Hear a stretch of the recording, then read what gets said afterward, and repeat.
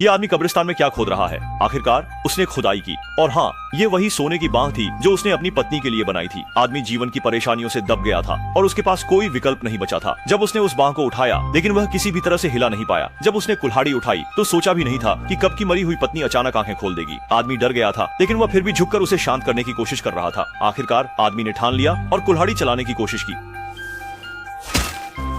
जब उसने हाथ को उठाया, यह सोचकर कि जीवन फिर से चल सकता है, तब तक पत्नी ने फिर से आंखें खोल दी। इस बार आदमी वास्तव में डर गया, वह गिर गया।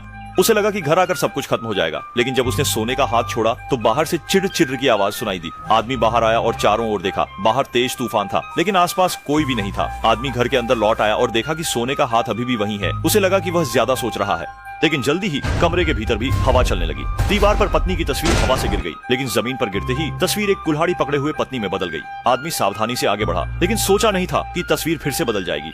इस बार न केवल रूप बदल गया, यहाँ तक कि आंख की पुतलियां भी घूमने लगी। आदमी डर के मारे लगभग मरने ही वाला था। उसने हाथ को उठाया और भागा, लेकिन तभी दरवाजा अचानक से खुल गया। जब परछाई धीरे धीरे दिखने लगी तो साफ दिख रहा था कि यह एक ऐसा व्यक्ति है जिसकी एक बांह नहीं है। ऐसा लग रहा था जैसे वह कुछ पकड़े हुए है। आदमी बहुत डर गया था और एक छोटे चिकन की तरह बिस्तर पर छिप गया। जब उसने सीढ़ियों से मशीन जैसी कदमों की आवाज सुनी तो हमने देखा कि वह वास्तव में वही कुल्हाड़ी ले जा रहा था जिसने उसकी बांह काट दी थी। जब दरवाजे को किसी ने जोर से धकेला, आदमी ने कंबल अपने सिर पर डाल लिया, लेकिन यह तो खुद को धोखा देने के बराबर था। महिला फिर भी कमरे में घुस आई।